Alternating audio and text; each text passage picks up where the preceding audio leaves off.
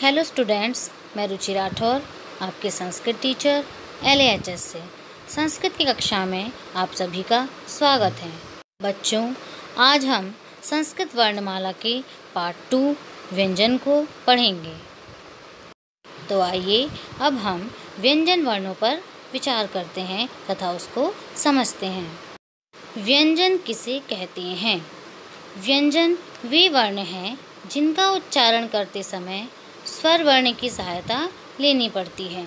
व्यंजन वर्ण हलंत के चिन्ह के साथ लिखे जाते हैं, जैसे क। यहाँ पर क हलंत वाला है, अर्थात यहाँ पर क जो है वो आधा क है। जिस वर्ण में हलंत लगाए जाते हैं वे वर्ण व्यंजन वर्ण कहलाते हैं और वे ही व्यंजन वर्ण हमेशा आधे होते हैं। तब उन आधे वर्णों में जब अस्वर मिलाया जाता है तब वह क बन जाता है।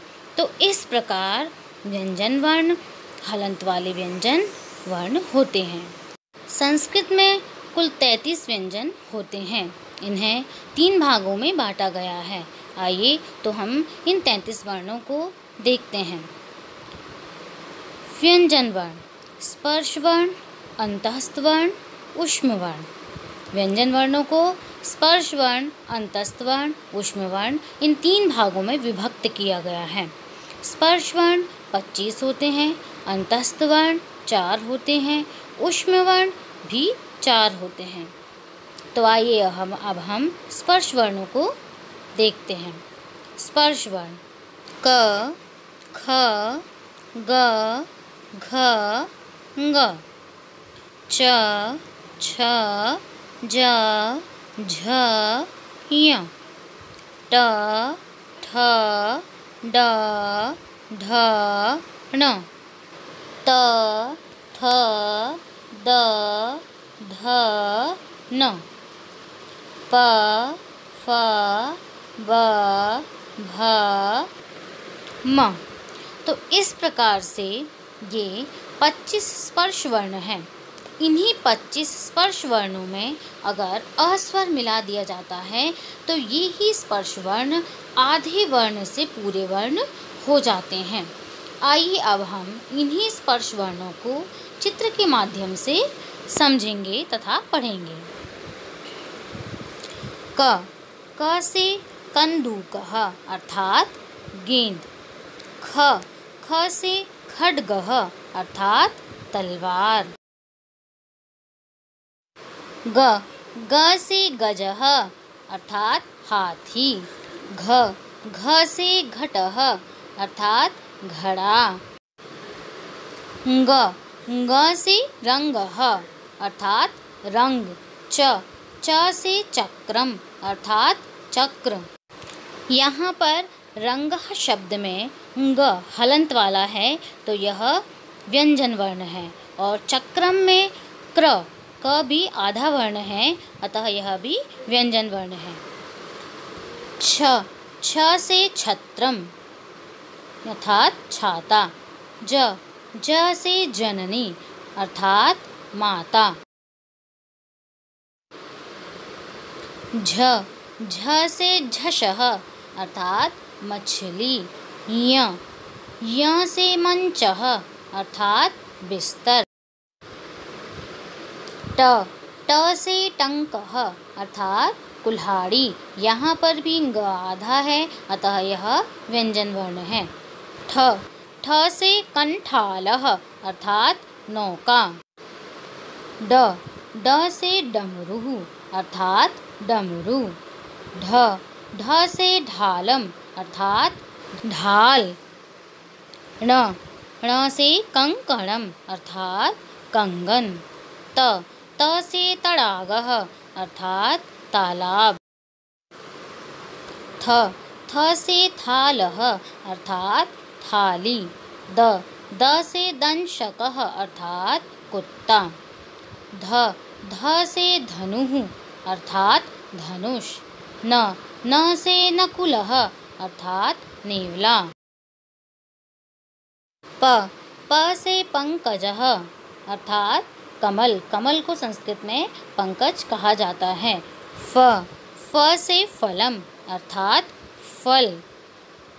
ब से बालिका अर्थात लड़की। भ से भटः अर्थात योद्धा।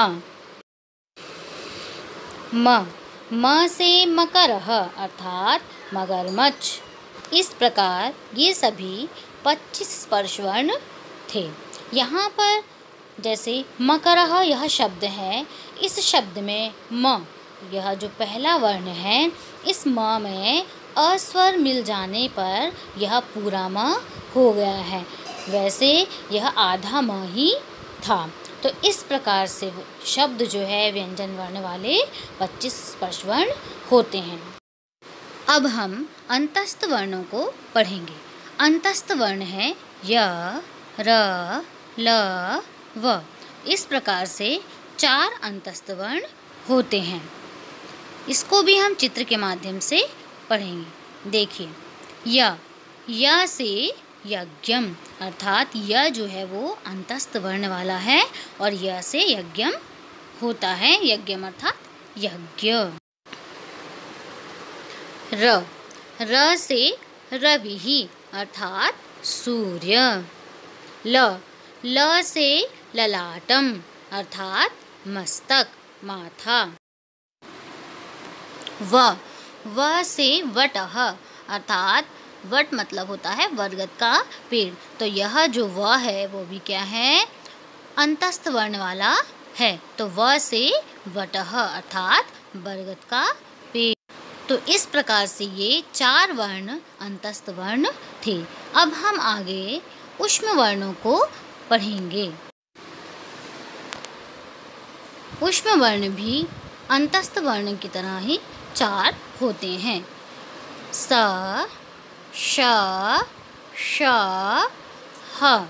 ये 4 वर्ण ऊष्म वर्ण कहलाते हैं। इन्हें भी हम चित्र के माध्यम से पढ़ेंगे। श से शकटः अर्थात बैलगाड़ी। श से षण्डः अर्थात सांड। स से सागरः अर्थात समुद्र। ह से हलम अर्थात हल। तो इस प्रकार से ये 4 ऊष्म वर्ण थे। अब दूसरा प्रश्न है, संस्कृत में अयोगवाह कितने हैं? संस्कृत में 2 अयोगवाह होते हैं। पहला अनुस्वार। अनुस्वार का चिन्ह इस तरीके से बिंदु वाला होता है। जैसे इसके उदाहरण दिए हैं, गृहम, वनम, धनम। अर्थात किसी भी शब्द के अंतिम वर्ण के ऊपर चंद्र बिंदु या बिंदु लगा, अनुस्वार की जो बिंदु लगाई जाती है वह अनुस्वार कहलाता है। ठीक उसी प्रकार वनम, वनम के न जो अंतिम वर्ण है वनम शब्द का, उसके ऊपर अनुस्वार की बिंदु लगी हुई है। तो किसी भी शब्द के अंतिम वर्ण के ऊपर अनुस्वार की बिंदी हमेशा लगती है, वही अनुस्वार कहलाता है। दूसरा है विसर्ग। विसर्ग वे शब्द होते हैं जिनके आगे 2 बिंदियां लगाई जाती हैं। जैसे काकः, अर्थात काकः शब्द के अंतिम वर्ण के बाद विसर्ग की बिंदु लगी हुई है, तो यह विसर्ग वाले शब्द हैं।